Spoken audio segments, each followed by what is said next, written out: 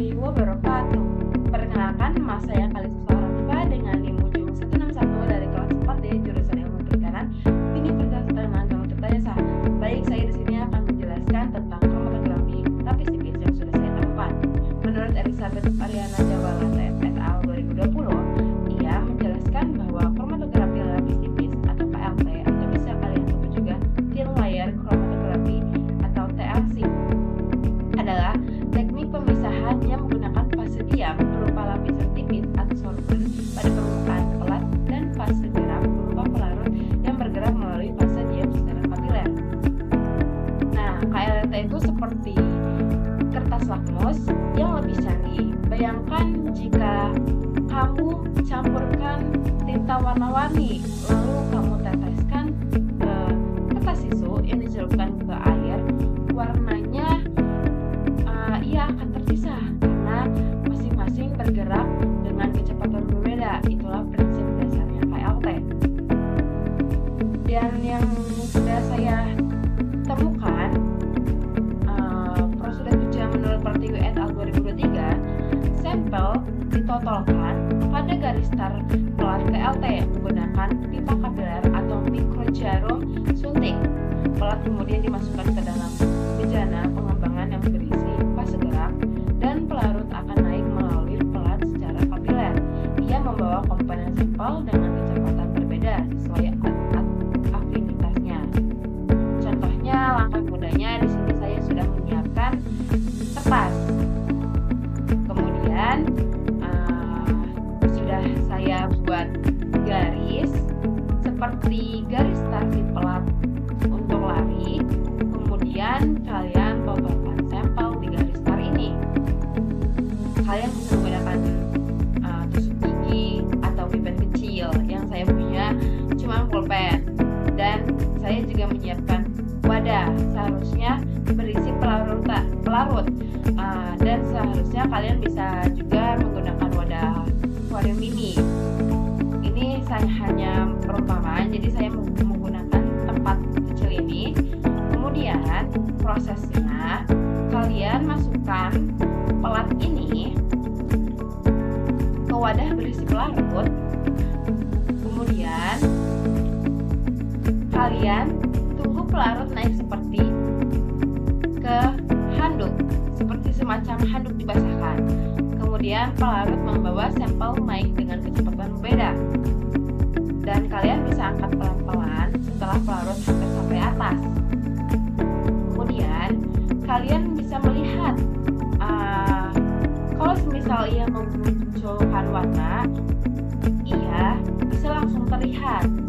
Kalau semisal dia tidak muncul warna, kalian bisa pakai lampu UV atau semprot warna. Nah, mengapa sih zatnya itu berpisah? Analoginya sangat sederhana. Bayangkan 3 orang berjalan di pantai. Orang yang pertama, ia menyukai pasir. Jalannya sangat lambat karena ia tertahan di bawah. Dan orang yang kedua, itu tuh biasa saja, jalannya sedang di tengah-tengah. Dan orang yang ketiga, ia sangat suka air, jalannya cepat. Dia bisa sampai atas. Nah, begitupun juga zat dalam sampel. Kalau zat polar, ia suka menempel di pelat, gerakannya sangat lambat. Kalau zat semipolar, itu biasa saja, geraknya sedang. Dan kalau zat polar, ia sangat suka dengan pelarutnya, jadi dia bergerak cepat ke atas. Parameter penting yang ada di KLT itu yaitu nilai RF atau retention factor, yang bisa kalian artikan jarak tempuh komponen atau jarak tempuh pelarut. Nilai ini karakteristiknya untuk setiap senyawa dalam sistem pelarut tertentu.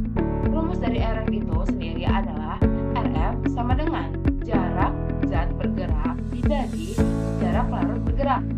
Contohnya yang sudah tadi saya jelaskan, semisal pelarutnya naik sekitar ukuran 8 cm.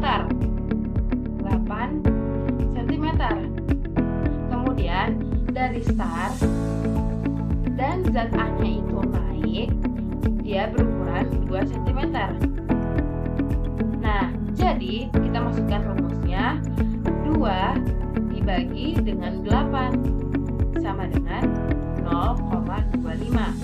Artinya, zat A bergerak seperempat dari jarak pelarut. Jadi, bisa kita simpulkan KLT itu seperti foto ronsen untuk campuran kimia.